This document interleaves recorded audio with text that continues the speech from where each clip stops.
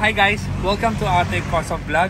So today I want to share the Nissan Royale na kinostomize ng Atoy Custom. So unang makikita nyo talaga, we changed the captain seats.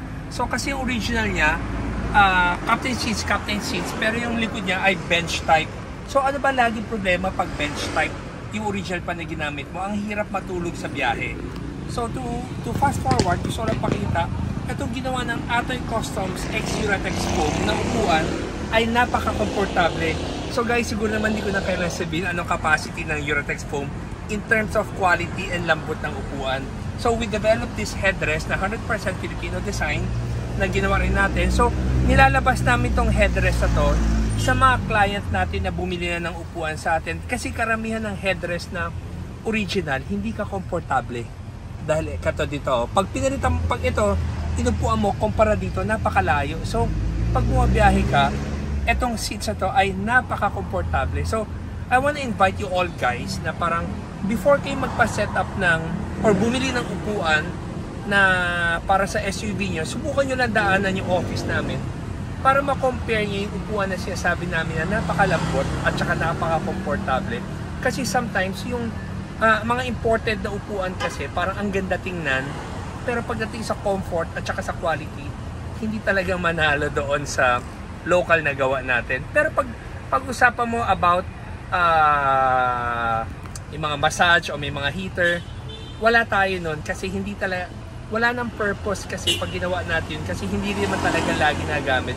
So nakafocus kami lagi doon sa anong pwede natin i-serve sa mga client. So we developed these seats na we use genuine leather, it's 100% genuine leather.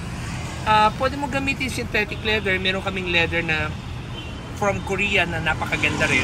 Pero by request of the client, ginagawa namin ano ang gusto nila. So in this case, even yung stitches ng orange, parang doon sa original, kinopyahan natin para magmukhang as authentic as possible. So we are proud to show you guys itong upuan na napaka-komportable, and then nilagyan namin ng cup holders to para kung may drinks ka or anything na gusto mong ilagay, at saka tong center console natatanggal to para kung sakaling may dadaan sa likod or mas mabilis dumaan. Pwera doon, itong ginawa natin na upuan, nilagyan natin ng railings. So yung railings natin mo, pwede siyang mabati ng ganyan kaabante. Imagine mo kung upo ka sa likod doon, napakaluwag. So dati, nung unang ginawa namin tong Royal, hindi pa namin na nalalagay railings. So sa mga client na nagawa namin na Nissan Royale, kung gusto nyo palagyan ng railings, pwede namin kasi naka-adapt na kami ng railings na para sa Nissan Royale.